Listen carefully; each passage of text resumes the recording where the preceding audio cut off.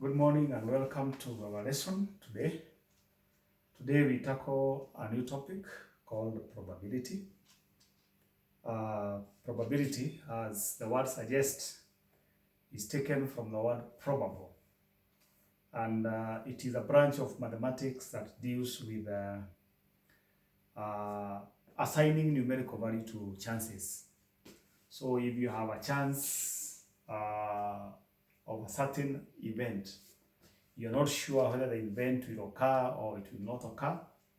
So that assigning of a mathematical value, either a fraction or something, is what we call probability. Now, we have two main branches of probability that we look at. We have what we call experimental probability, and we have what is called theoretical probability. It is found in most of the sciences, so we may not deal so much with experimental probability. Mostly we leave that to the biologists, and we also leave that to those who play games. For example, those who play the games of betting, they have certain probabilities of winning and some others of losing. So they give you what they call odds and bets. All those things are calculated from experimental probability. You have a pack of cards, you know about the cards that you use for playing a poker game, which has 52 cards, sometimes 54 if you include joker. You have the chances of producing a certain card. So all that is experimental probability. We will look at a bit of it, just a small part of it, but mainly our concern will be theoretical probability. We normally say, as a rule, that the occurrence of an event, let's call that event A, the probability of that event taking place is between 0 and 1. So if the chance of an event taking place is 0, it means we are certain, we are very sure that it cannot occur. So it is not going to occur. We are sure it will not occur. And if we are sure that an event will take place, then the chance is 1. So normally these two extremes, we rarely have these two extremes when we come to theoretical, even experimental. But we have figures which are in between here. So any answer that we are going to be getting in these calculations of probability will always be between 0 and 1. Actually, probability is like a game. It's a game of chances.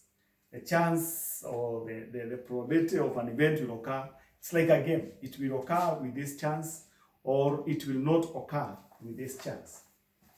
For example, when most games are starting, or when you want to do something, some people toss a coin.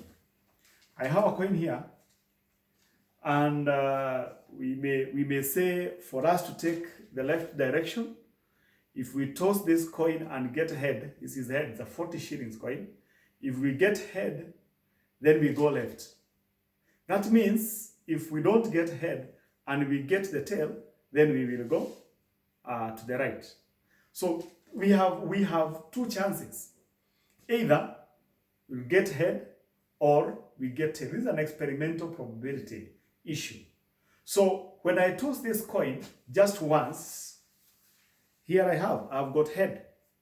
So the chances of getting head are equal to those of getting a tail.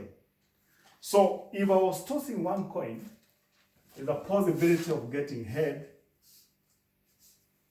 or tail. Head standing for head and tail standing for tail. If I toss the same coin twice for me to make a decision, for example, then there's also a possibility that in the second tossing, I will get head or tail. Now, what I'm coming up with here is what we call probability space.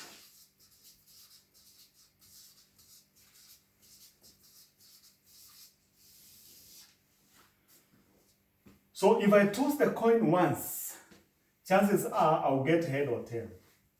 Then if I toss it again, chances are I will get head or tail. So when I combine those two events, tossing of a coin twice, then I get a space which I need to fill.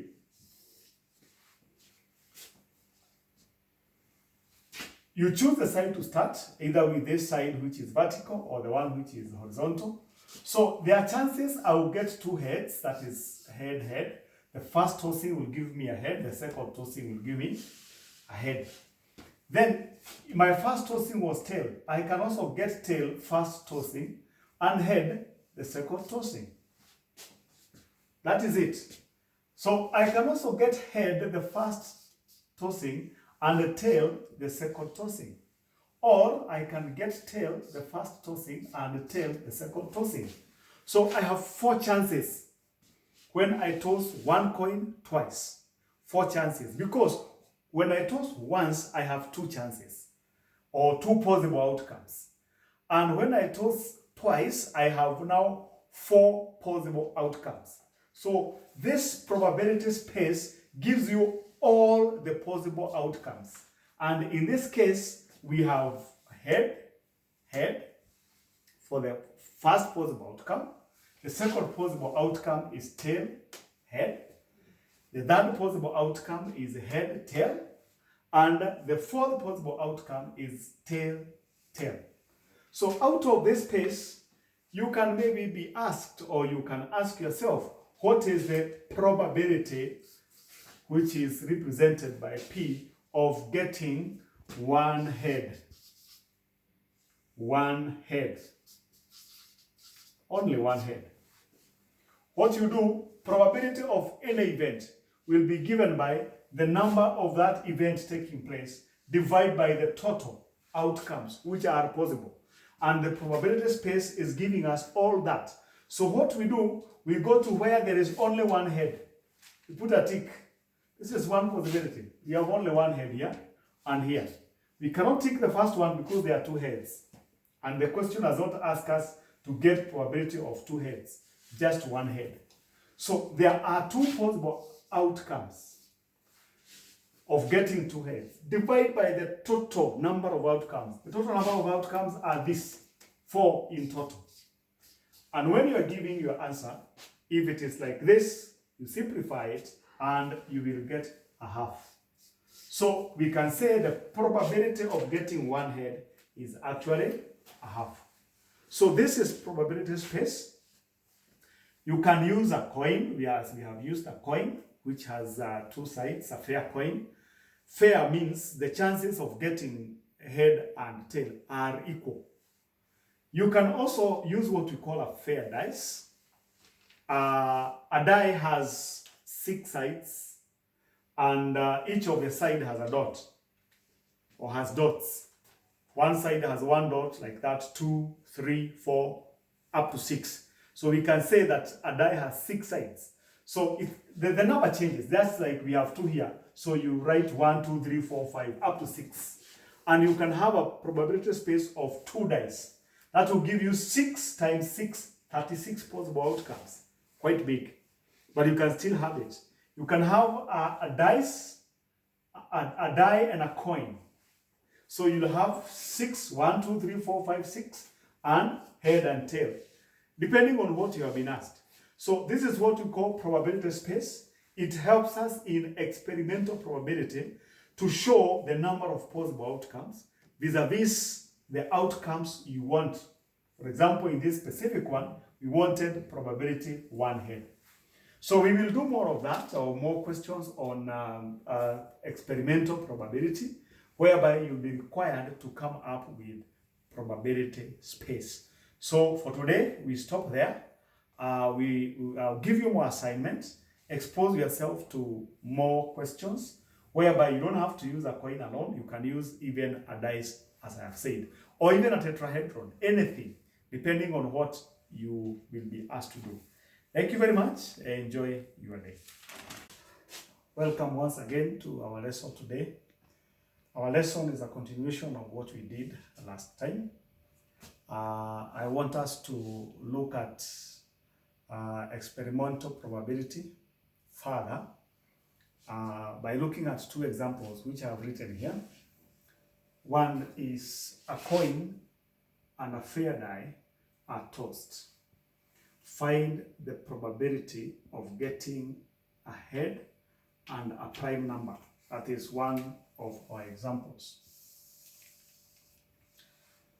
So to go about this question, first of all, we look at the possibilities of the coin.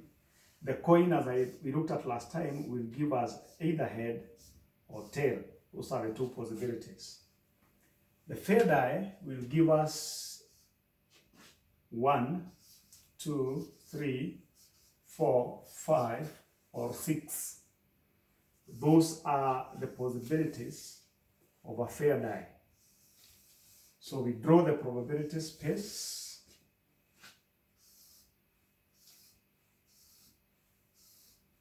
And see what will come out of it. So we can start with a coin. So here you will get head and 1, head and 2, head and 3, head and 4, head and 5, head and 6.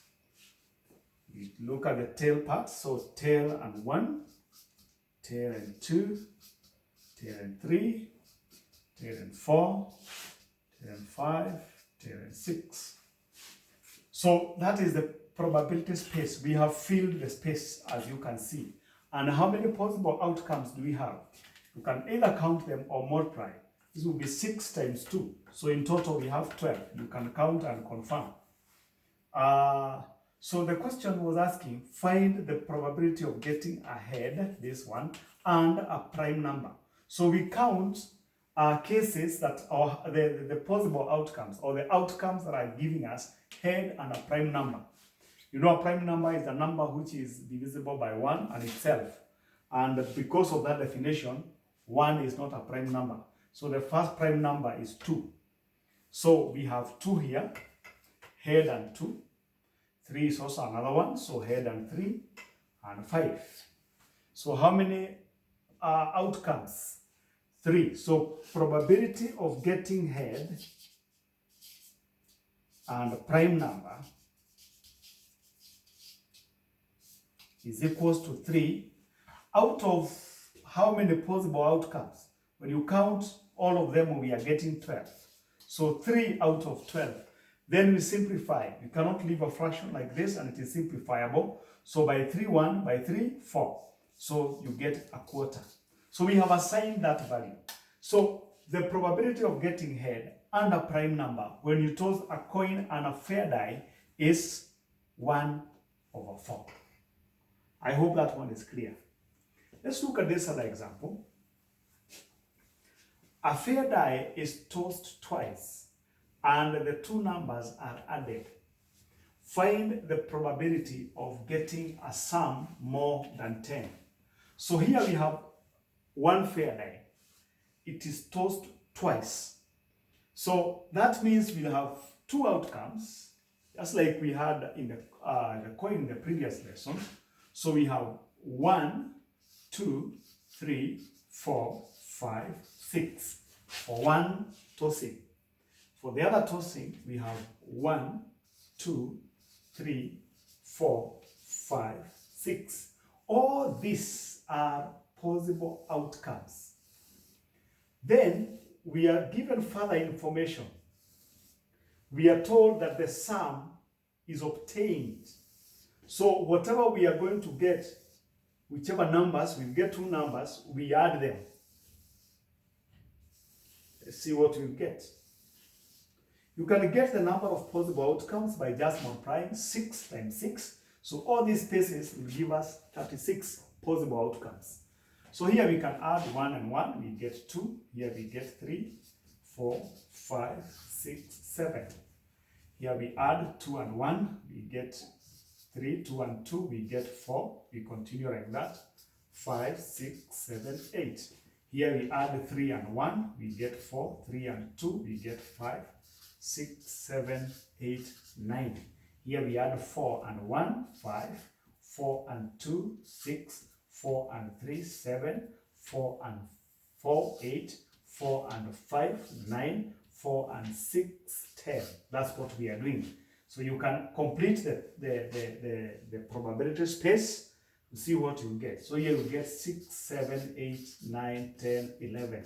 There seems to be a nice pattern. So here we get 7, 8, 9, 10, 11, 12. There we are. You have the possible outcomes and the possible sums, because we are told that whatever was obtained was added. Now, the question is asking, find the probability of getting a sum more than 10.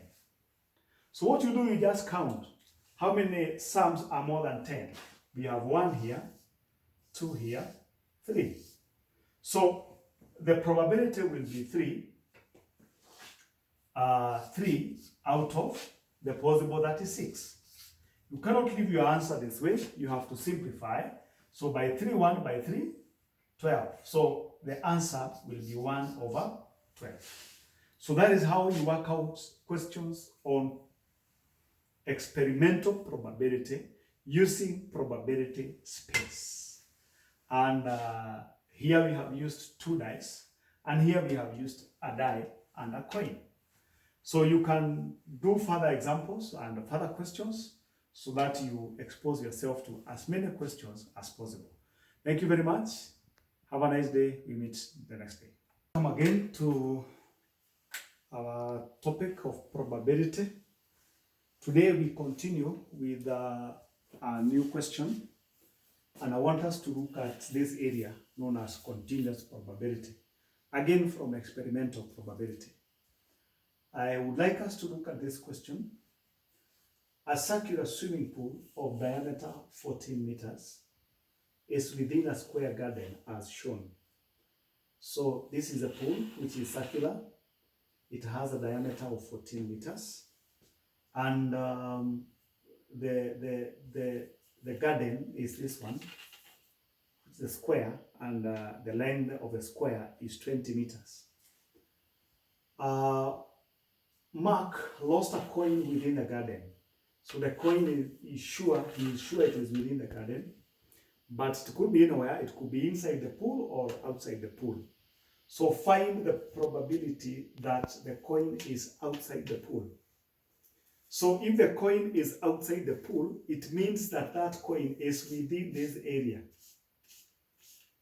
It is within this area, within the garden, but outside the pool.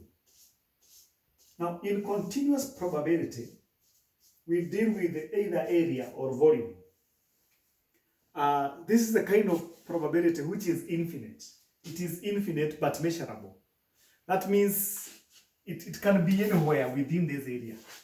So the probability here of being outside the pool will be given by the area which is outside the pool.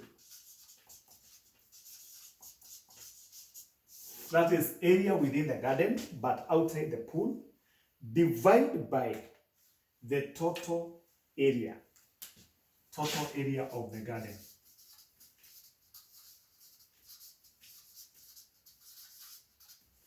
So in this case, what we need to do is to get both areas.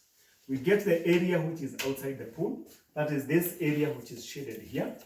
And we also get the total area of the garden, that is the full garden, the square garden.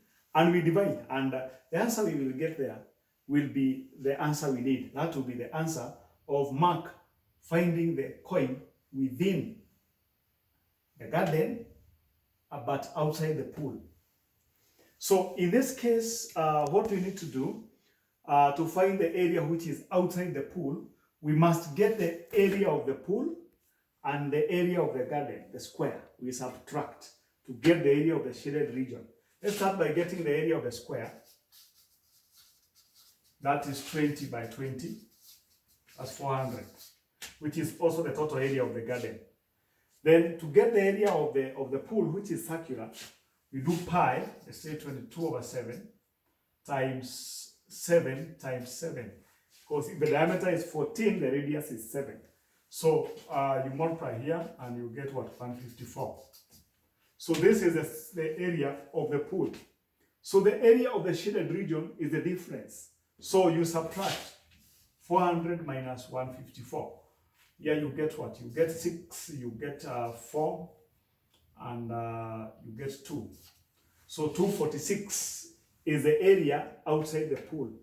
So our probability of the coin being outside the pool will be 246, that is the area outside the pool, divided by the total area of the garden, which is 400. You can simplify that. The numerator is not divisible by 4, but it's divisible by 2. So you divide by 2 here, you get 123. You divide by 2 here, you get 200. I think that's the farthest you can go. So that is how you get continuous probability. It is not finite. It's not like the one we were counting the head and the numbers in the coin and the die. But this is dealing with area. It's continuous. It could be anywhere within. And it deals with the area and also volume. So we will expose ourselves to similar questions whereby we are getting continuous probability in an exercise that I will post to you. But make sure you do more on that. I hope it is clear how we get continuous probability. It's area over area or volume over volume, depending on the kind of a question that you have been given. So today we stop there on continuous probability. Our next lesson, we will now look at theoretical probability and go deeper on how you can deal with questions on theoretical probability. Thank you.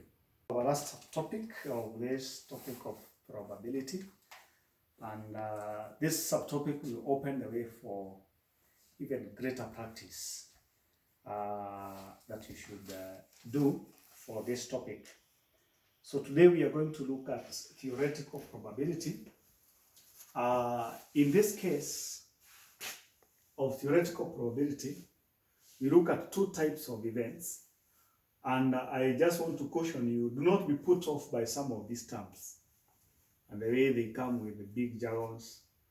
We will just simplify them. So we have what we call mutually exclusive events, and we have independent events. If I can take you back a bit to practical or experimental probability, there was the issue of a coin. When you toss a coin, you get either head or tail. Now, the moment you toss the coin and you get the head, now there is no possibility that you will get a tail. So getting head excludes the possibility of getting a tail. So we can say that in the tossing of a coin, probability of getting head and the probability of getting tail are mutually exclusive. That means when one event takes place, the other one cannot take place. Another example, if you are told by the weatherman that in a day it might rain or it may not rain. So the moment it rains, it automatically excludes the possibility of not raining, if those were the only two possibilities. So when one event occurs, the other one cannot occur. Automatically, one event occurring removes or excludes the other event. So those are the kind of events we call mutually exclusive events. Now, independent events, these are events that when one occurs, it does not affect the other one. As the word says, they are independent. For example, back to our experimental probability. We had looked at the tossing of a coin and the tossing of a die. Now, look at it. When you get head, when you toss a coin, does it affect the outcome that you will get from the die? Does it? So we can say that the probability of getting head from a coin and the probability of getting, let's say, 3 from a die, they are independent. One event taking place does not affect the other one. They are actually independent events. If you noted, when we were I was talking about mutually exclusive events, I talked of the word or. Either head or tail. So the moment you see this word or in probability, then those are mutually exclusive. And according to the laws of probability, when you see this word, it means you add. So it means you take the probability of head and the probability of getting tail and you add the two. And at this point, I would like you to note that the sum of mutually exclusive events is 1. When you add all the mutually exclusive events, the possibilities occurring, you will get 1. And you can try. The possibility or probability of getting tail or of getting head is normally a half out of tossing of one coin, because it is one side out of the two possible sides. That of getting tail is also a half. When you add the two, you get 1. So when you add all mutually exclusive events in probability, you should get 1. That will help us when it comes to solving a few issues on theoretical probability.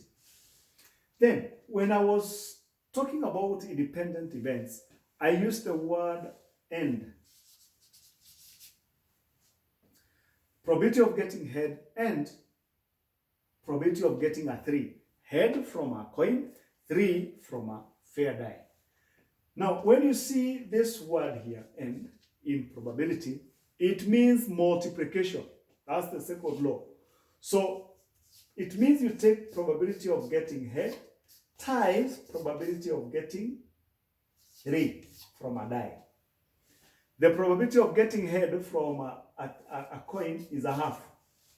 That of getting 3 is only 1 in a die. And there are 6 possible sides of a die. So it will be 1 out of 6. So you will multiply. So the probability of getting head and a 3 will be 1 out of 12. You can confirm this from the probability space, the one that we were using, counting and all that. You can check. They should lead you to the same. In case you are tossing a coin and a fair die at the same time. So that one leads us to solving questions on theoretical probability. And the best way to do this is using what we call a tree diagram. A tree diagram. For experimental, you are using probability space. But for theoretical, you can either use probability space, which will be a bit difficult, but the best way is to use a tree diagram. Not a must, but it is good to learn about it. Let's take an example and see how we can use a tree diagram in solving it. I'll just read. You can write or just listen. A bag contains 7 blue and 3 yellow balls. So 7 blue, 3 yellow balls. 2 balls are selected from the bag at random without replacement. Find the probability that A, both balls are of the same color, B, at least one of the balls is blue.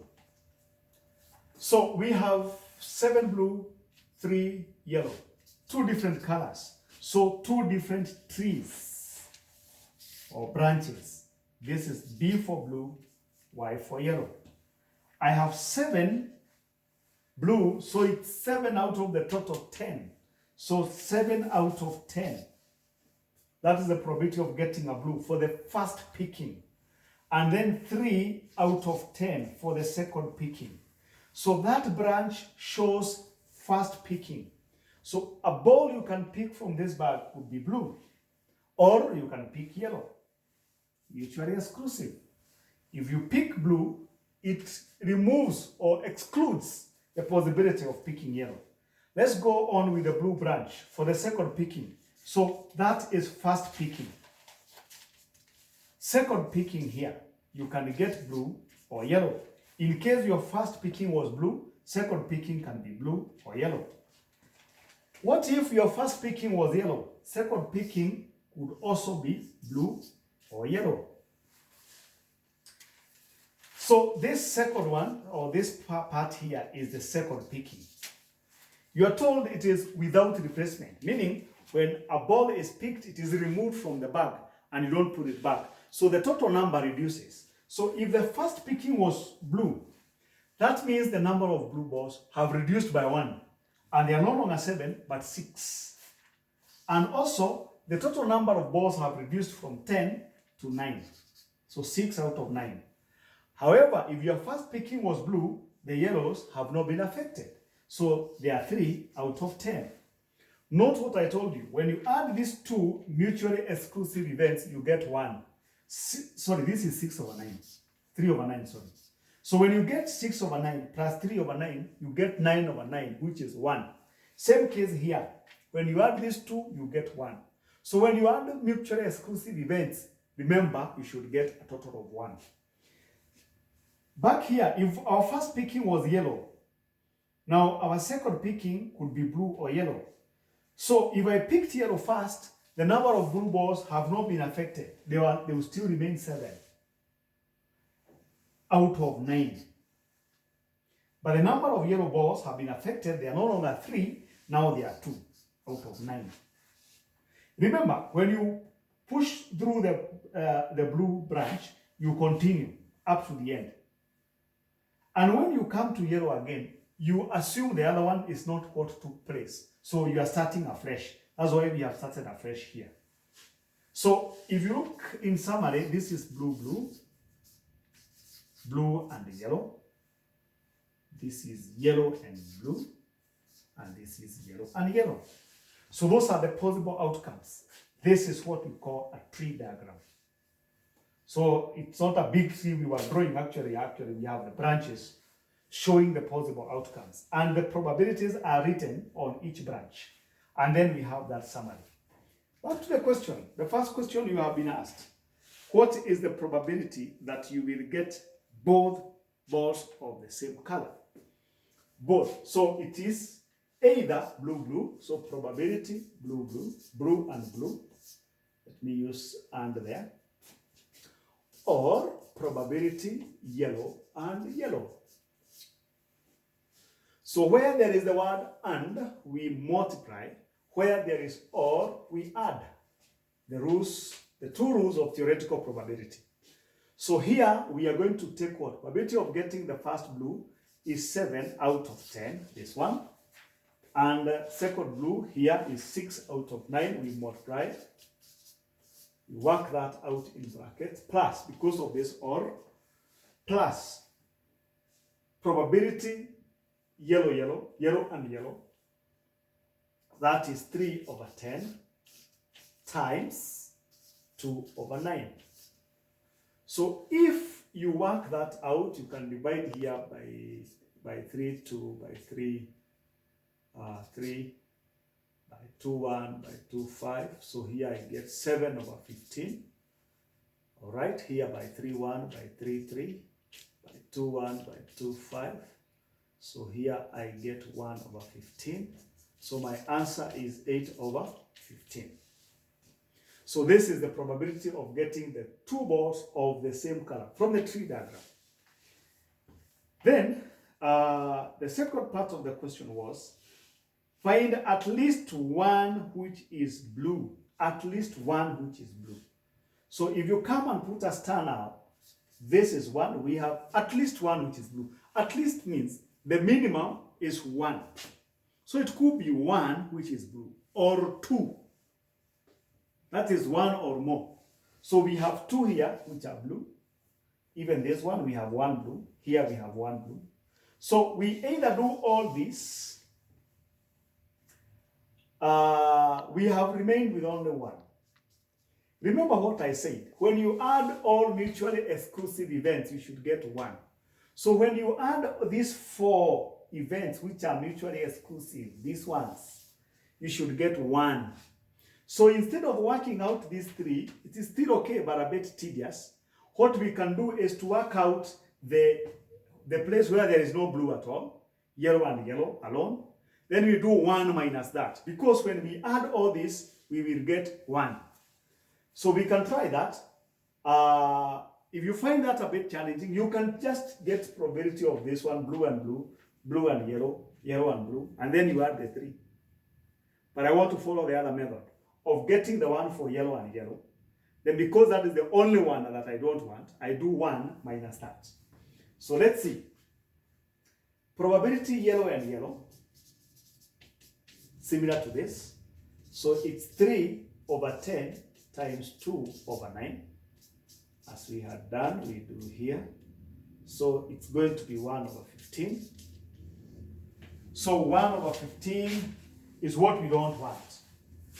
So we do 1 minus 1 over 15, and we get 14 over 15.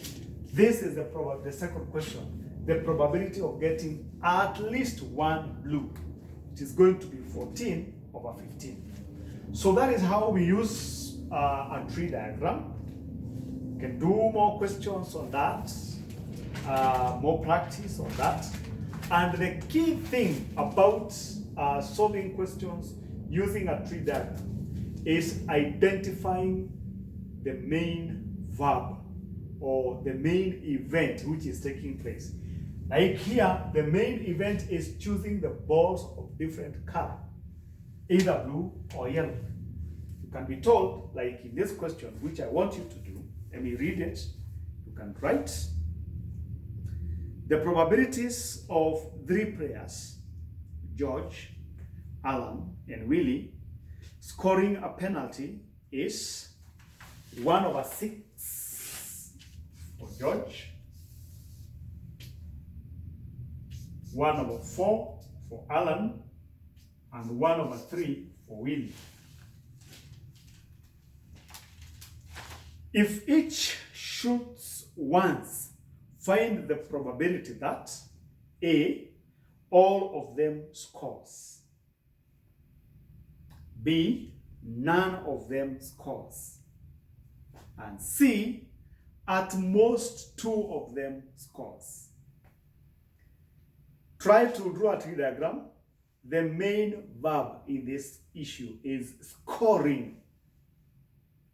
So it is either one is going to score or not. So George will score or not. The probability of scoring is 1 over 6. Not scoring will be 5 over 6. Because when you add both, you must get 1. The same for Alan, the same for Willie. So can you try that one? Try and draw that tree diagram and do the 3 questions and see what you will get. The answer to the first one, just do them. The answer to the first one, you can check, is 1 over 72. It could be correct or wrong, just check. The answer to the second one is 5 over 12. And the answer to part C, at most 2, is 71 over 72. Just check. So try and see whether you can draw the tree diagram and come up with all the possibilities, including a summary, and see what you're going to get. So that is the end of our topic on probability. Thank you very much for joining us, and I hope you have benefited. Thank you.